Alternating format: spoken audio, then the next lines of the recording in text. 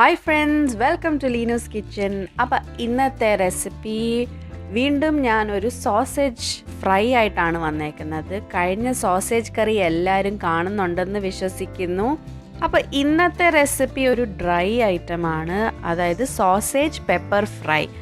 ഇത് ചപ്പാത്തിയുടെ കൂടെയും ബ്രെഡിൻ്റെ കൂടെയൊക്കെ കഴിക്കാൻ നല്ലൊരു കോമ്പിനേഷനാണ്, കുട്ടികൾക്കും ഇഷ്ടപ്പെടും. അപ്പോൾ ഇതെങ്ങനെയാണ് ഉണ്ടാക്കുന്നത് നമുക്ക് നോക്കാം.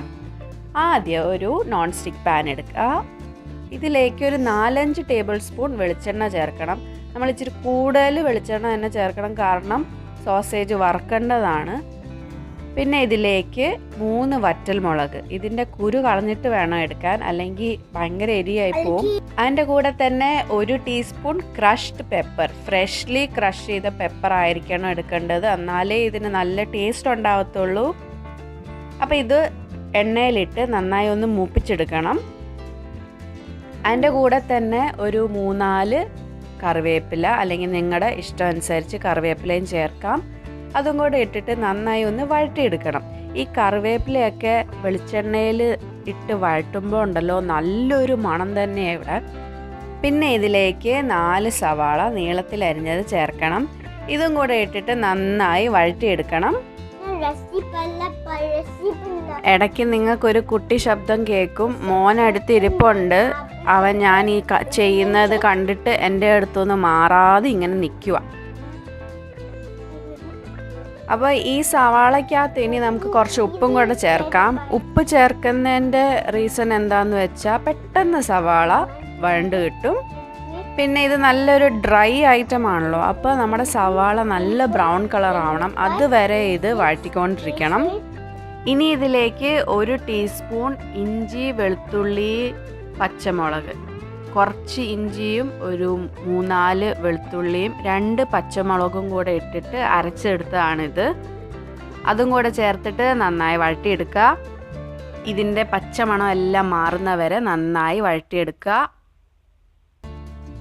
ഇനി ഇതിലേക്ക് നമുക്ക് പൊടികൾ ചേർക്കാം. അപ്പോൾ ആദ്യം ഒരു 1/4 ടീസ്പൂൺ മഞ്ഞൾപ്പൊടി, പിന്നെ 1/4 ടീസ്പൂൺ പെരിഞ്ജീരകം പൊടിച്ചത്, പിന്നെ ഒരു 1/2 ടീസ്പൂൺ ഗരം മസാല. ഇതും കൂടെ ഇട്ടിട്ട് നന്നായി വഴറ്റണം. ഈ പൊടികളുടെ പച്ചമണം മാറുന്നവരെ വഴറ്റണം. ഇനി ഇതിലേക്ക് നമുക്ക് സോസേജ് ചേർക്കാം. ഞാനിവിടെ ഒരു പാക്കറ്റ് സോസേജാണ് എടുത്തേക്കുന്നത്, അതായത് ഒരു 375 ഗ്രാം സോസേജാണ്. ഇത് കുഞ്ഞി പീസായിട്ട് കട്ട് ചെയ്ത് എടുത്തേക്കുവാണ്. ഞാനിങ്ങനെ കട്ട് ചെയ്തതിൻ്റെ ഉദ്ദേശം എന്താണെന്ന് ചോദിച്ചാൽ, ഈ ചെറുതായിട്ട് കട്ട് ചെയ്യുമ്പോൾ മസാല എല്ലാം നന്നായി ഇതിൽ പിടിക്കും. അപ്പം നല്ല ടേസ്റ്റുമാണ്, എല്ലാ പീസിലും ഇങ്ങനെ മസാല പിടിക്കും. പിന്നെ ഇത് നമുക്ക് സാൻഡ്വിച്ച് ആക്കി ബ്രെഡിനകത്തൊക്കെ വെക്കാനും ഇങ്ങനെ ചെയ്താൽ എളുപ്പമാണ്. അപ്പോൾ ഈ സോസേജ് ഇട്ടതിന് ശേഷം നന്നായി ഒന്ന് മിക്സ് ചെയ്തിട്ട് വഴറ്റിയെടുക്കണം.